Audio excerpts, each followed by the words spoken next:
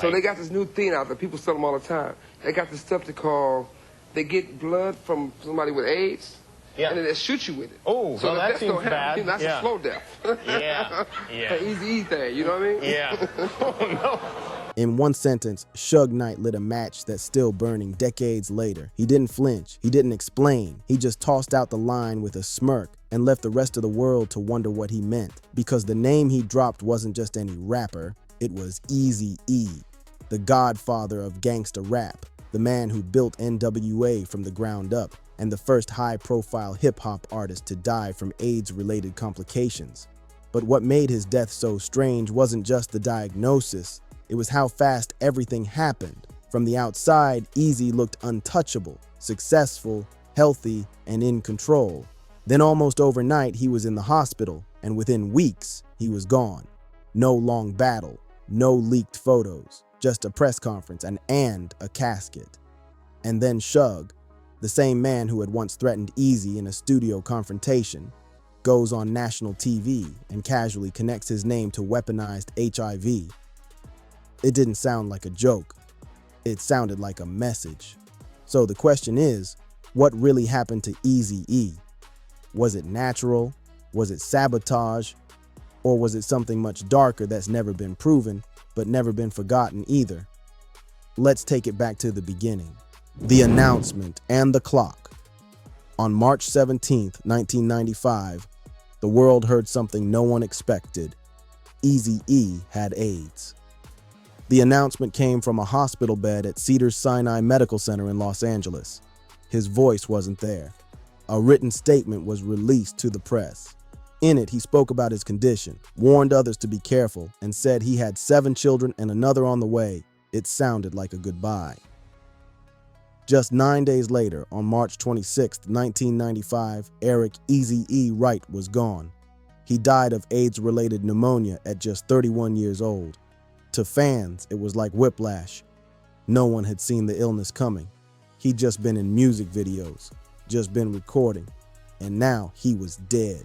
The timeline fell off. It felt fast, too fast. Normally, HIV takes years to develop into AIDS. Even when it does, most patients don't go from diagnosis to death in a matter of days. But that's exactly what happened with Eazy. Or at least, that's what we were told. The official report listed pneumonia brought on by AIDS. No foul play, no investigation. But fans weren't buying it. Because this wasn't just any artist. This was the man who stood toe-to-toe with the industry, who called out enemies by name, and who once said he had plans to take Death Row down. And now, without warning, he was gone. The speed, the silence, and the shadows left behind opened the door for 1,000 questions, and one of those questions kept coming back louder than the rest. Could someone have done this to him? It sounded crazy at first. Then people remembered who Eazy had crossed paths with, who he'd fought with, and what kind of enemies he'd made. That's when Suge Knight's name started coming up. Not from the police, not from doctors, but from the streets, from fans, from people who felt something about this didn't sit right. And what came next only made the theory grow louder. The 1991 studio incident. Before Eazy was sick, before any diagnosis, there was a moment that changed everything. And it happened in 1991 inside a Los Angeles recording studio. That's where Suge Knight, already building his reputation as someone not to be played with, walked in with force. The story goes that he brought baseball bats, muscle, and intimidation, and left with Dr. Dre, the DOC, and Michelle.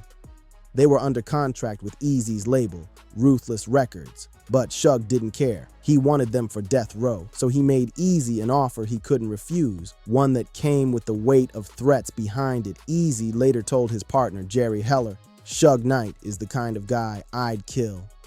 That wasn't a figure of speech. That was real. Heller himself admitted that he sometimes wished he had let Eazy do it. This wasn't industry beef. This was street-level warfare, with contracts written in blood, not ink. And after that night, Eazy never saw Suge the same way again. He viewed him as a thief, a bully, a man who used fear to get what he wanted. And for years after, that tension never faded. But here's what made it personal. Eazy didn't just lose artists that night. He lost the core of N.W.A. He lost the sound he helped create. And the man responsible didn't just win, he built an empire with the pieces he stole. So when people look back at Eazy's death, they look at that studio confrontation as the beginning of a line that never quite ended. A moment where Suge took something from Eazy, and maybe years later took something more. Was there revenge? Was there a grudge that never got buried? That moment in the studio didn't just mark a business move. For some, it marked the start of something deadly. And Eazy said, "You know this guy Suge Knight?" I said, "Yeah." He says, "Well, I'm going to kill him." He said, "This guy's going to be a problem, and I think I should kill him." And I said, "Let me think this. I said, let me think this thing through." I said, "First of all, we're doing $10 million a month with 6 employees. We don't even have a typewriter in the office." I said, "We're the most successful startup record company in the history of the music business. And you want to kill this guy?" I said, "That just doesn't make any sense to me. And you know something? I should have let him kill him."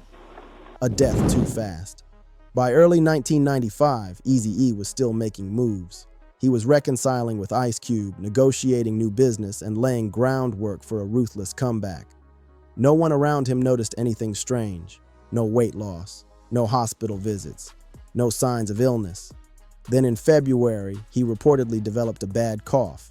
By March, he was in Cedars-Sinai with full-blown AIDS. That alone raised questions. How does someone go from seemingly healthy to dying in a hospital bed within weeks? Medical experts later said it's rare but possible to live with HIV for years without symptoms. But the timeline with Eazy felt like it skipped too many steps. The illness hadn't been public. His family hadn't seen it coming.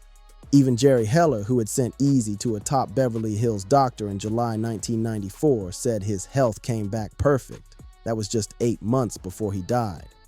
According to Lazy Bone, Eazy never mentioned being sick. The group was stunned. One minute they were planning shows, the next they were praying around his hospital bed. And when Eazy finally made the AIDS announcement on March 17, 1995, 9 days before his death, it didn't come from his mouth. It came through a press release. That was the only public statement before everything ended. People began asking, how did no one, not his closest friends, not his family, not his artists, see this coming? And if the diagnosis was real, why was there no investigation into how he contracted the virus so suddenly and so severely? There were no answers, just whispers. And one of those whispers would soon grow into a full-blown conspiracy because someone else had something to say. And he said it with a grin. The clip that sparked it all. It wasn't a doctor, it wasn't a journalist, it wasn't even a close friend. It was Suge Knight who reignited the fire. With one short, unsettling sentence on national television, he was a guest on Jimmy Kimmel Live, just out of prison, sitting across from a host wearing a bulletproof vest as a joke. The interview was already tense, but then Suge said something that no one forgot. That's a slow death. Yeah. That Eazy-E thing, you know what I mean? Yeah. Oh, no. They got this stuff where you can shoot someone with blood from someone with AIDS, he said. That's a slow death. The Eazy-E thing. No one laughed. Jimmy Kimmel looked uncomfortable. Suge leaned back like it was just another sentence. But for those watching, especially in the hip-hop world, it hit different. The clip started making rounds again in 2015, a full 12 years later, when Straight Outta Compton dropped and brought the ruthless death row saga back into the spotlight. Fans who had forgotten the moment were suddenly seeing it for the first time, and they didn't take it lightly. What was Suge really saying? Was it just a dark joke said for effect, or was it something deeper, a slip, a confession hiding behind comedy? Some dismissed it immediately. They said Suge was always reckless, always provocative, always trying to stir things up. But others took it seriously, too seriously. And that's when young Eazy, and Eazy-E's own son, stepped in. He didn't just repost the clip, he called it out. In a now famous Instagram post, he suggested that his father didn't get sick until after a certain studio confrontation, and that the people responsible were still walking free. Suddenly, the conspiracy wasn't just a theory whispered in barbershops and forums. It was personal, it was viral, and it was coming from inside the family. That changed everything. Young Eazy's accusation. In August 2015, a name most fans hadn't heard in years suddenly went viral. Young Eazy. That's Marquise Wright, Eazy-E's son. And what he posted on Instagram wasn't just emotional, it was explosive. He didn't ask questions, he made a claim. In his caption, alongside Suge's clip from Jimmy Kimmel Live, Young Eazy wrote, "I've been known my pops was killed. His death never added up." He went further. There's a reason Suge joked about that on TV. Maybe they think we're idiots. That post turned a fringe theory into headline material. Hip-hop blogs picked it up. YouTube channels started dissecting it. Comment sections blew up with timelines, medical charts, and street rumors. Suddenly, the 1991 studio confrontation was being re-examined under a much darker light. Young Eazy claimed that his father didn't get sick until after that incident. The one where Suge allegedly showed up with goons and weapons to force Dre off of Ruthless Records. It had always been seen as a power play. Now, it was being cast as the start of a death sentence. Of course, there was no evidence. No police reports, no forensic proof, just a son's conviction, a TV clip, and a timeline that felt too tight. But it didn't matter, because in the world of conspiracy, emotion hits harder than facts. And when that emotion is coming from someone who shares the last name Wright, people listen. What made Young Eazy's post so powerful wasn't just what he said, it was who he was, his face, his name, his blood. And suddenly the question wasn't just, did Suge say something strange? It was, what if Eazy's own son already knows what the rest of us are too scared to admit? Frost's needles and a darker theory. While Young Eazy's post reignited the conspiracy, he wasn't the only voice adding fuel to the fire. Another came from deep within the West Coast circle, rapper Frost. In a 2005 interview featured in Beef 3, Frost dropped one of the most bizarre and chilling claims ever made about Eazy-E's death. According to Frost, Eazy had injured his leg sometime in late 1994 and sought treatment through acupuncture. But Frost didn't think it was just medical care. He claimed someone tampered with the needles, that Eazy had been injected deliberately with HIV. It sounds like science fiction, like something straight from a movie script. But for some fans, it was just believable enough, especially with the timeline. Eazy got sick shortly after, then died within months. Still, medical experts were quick to push back. Infectious disease specialists explained that HIV can't be delivered through dry acupuncture needles. There's no syringe, no blood transfer, and no mechanism that would allow for infection through that method. In their words, it's virtually impossible. Even so, the rumor wouldn't die, because once the idea was out there that Eazy was targeted, not infected, people latched on. The theory started mutating. Some said it wasn't the needles, but a woman sent to him on purpose. Others believed it was a setup in prison or a dirty hospital incident, none of it backed by evidence, all of it wrapped in shadow. And right behind many of those theories, the same name kept surfacing, Suge Knight. Not because he was charged, not because there was proof, but because in the world of West Coast hip-hop, when power turns toxic, people assume the worst. And Suge had built an empire on being feared. You could tell the world, they gave him tainted needles with acupuncture needles that tainted him and gave it to him. Voices of suspicion. As time passed, more voices began to question Eazy-E's death. Not just fans or family, but people who had been in the room, in the studio, on the road, and with every new interview, the same shadow kept stretching across the story. BG Knockout, one of Eazy's closest affiliates and collaborators, didn't mince words. In an interview years later, he said flat out, "I don't believe Eazy died from AIDS. I believe Eazy was murdered." No evidence, no autopsy reinvestigation, just certainty. He wasn't alone. Jerry Heller also raised eyebrows in interviews, saying he had his own theory and that Eazy's death didn't feel right. Even Bone Thugs and Harmony expressed confusion about how fast it all happened to them. It didn't add up. These weren't outsiders speculating. These were people who worked beside Eazy, traveled with him, watched him build Ruthless from a dream into a machine. Their doubts carried weight, even if none of them had hard proof. But that's the thing about stories like this. It's not always about what can be proven. It's about what people feel in their gut. And every time someone else steps up to say, something ain't right, the line between reality and rumor gets thinner. Still, Facts matter, and every time a claim came forward, medical experts responded. They explained how HIV can sit dormant for years, how someone can look fine one month and be in critical condition the next, how Eazy's death, while fast, wasn't impossible. But in hip-hop, science doesn't always speak louder than suspicion, and when the person being suspected is Suge Knight, the same man who joked about it on national TV, it's easy to understand why people keep asking the same question: what if the joke wasn't a joke at all? The experts weigh in. With rumors flying and theories multiplying, it became necessary for people outside the music world to weigh in.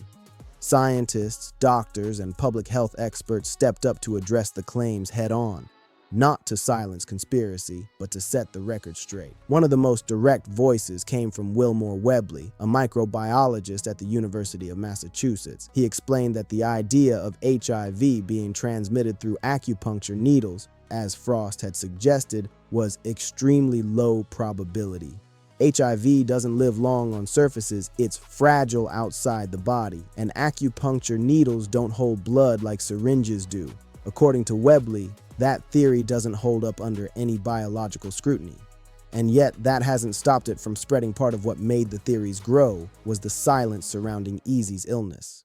No medical records were released, no details about who he may have contracted HIV from. And then there was the strange detail: none of his sexual partners, including his wife, who was pregnant at the time, tested positive. To many, that seemed suspicious. To experts, it simply meant that HIV doesn't always spread easily, especially in early stages or if exposure is limited. But that kind of nuance gets lost in internet comment sections and documentaries designed to stir emotion. Then came the deeper question: if Eazy was infected earlier than anyone knew, how? And why didn't he get tested sooner? That's when culture becomes part of the story. In the early 90s, HIV was heavily stigmatized in the Black community. Many men didn't get tested. Many feared the label. It's entirely possible Eazy had been sick for much longer, but never knew. Still, the conspiracy had traction. Not because the facts weren't there, but because the mystery felt more interesting. And when Suge's voice is echoing in the background of that mystery, it's hard to convince people to let it go, because sometimes belief is more powerful than proof. Legend, myth, and the lasting question. Today, Eazy-E's death lives in two timelines. One is official, the story told in medical reports and press releases. Complications from AIDS, diagnosed late, no foul play. The other is unofficial, whispered in interviews, shared in posts, and kept alive in late-night debates. That second story is the one people can't stop telling. It's the one where a studio beef didn't just end a friendship, but set the stage for something sinister, where a label war turned into a cold-blooded act of revenge, where the man who joked about HIV being used as a weapon might have done more than talk. It's a version built on fear, betrayal, and silence. And in that version, Suge Knight didn't just take Dre from Eazy, he took Eazy himself. But there's no arrest, no confession, no smoking gun, only fragments, a cryptic sentence on late-night TV, a son's Instagram post, a few artists saying, "That didn't feel right." They've become part of Eazy's legacy now, not just the music, but the myth, because that's what happens when someone dies too fast, too young, and too mysteriously. People fill in the blanks. Even his enemies admitted Eazy was powerful, visionary, fearless. And in a business where image is everything, death didn't destroy his influence. It multiplied it, but there's a cost. The myth overshadows the man, his activism, his business sense, the way he opened doors for artists who never had a shot. Instead of being remembered for what he built, he's remembered for how he died, or what people think happened to him. Still, the questions won't go away. Not as long as that clip keeps circulating. Not as long as Suge's voice echoes in people's heads. Not as long as fans believe that the real story hasn't been told, because maybe it hasn't. And maybe that's exactly how some people wanted it. What if the truth never comes? Eazy-E didn't go out in a blaze of gunfire. He didn't get caught in the streets. He didn't overdose or vanish into exile. He died in a hospital room, surrounded by silence, with more questions than answers. And maybe that's what makes his story so haunting. Because while the headline said one thing, the streets kept saying something else. That it was too quick, too quiet, too clean. that someone wanted it that way. And when Suge Knight cracked that awful joke on national TV, the Eazy-E thing, it wasn't just a line, it was a spark, and it reignited everything. Since then, the rumors haven't stopped. From sons to scientists, rappers to reporters, everyone's tried to solve the puzzle. Some blame the system, some blame the silence, some still blame Suge. But after all these years, one thing is clear. No one's forgotten, because this wasn't just about one man dying. It was about a legend falling with no warning, no closure, and no justice. It was about what happens when power, fear, and fame collide and leave a body behind. So maybe Eazy-E was taken by a virus, or maybe he was taken by something, or someone much colder. We may never know for sure. But one question remains. Was it just bad luck? Or was it the price of being too fearless in a world that doesn't forgive? Drop your thoughts in the comments. Let us know what you believe really happened to Eazy-E. And if you want more stories like this, the ones they don't put in documentaries, hit like, subscribe, and stay locked in, because some stories don't end. They just get buried.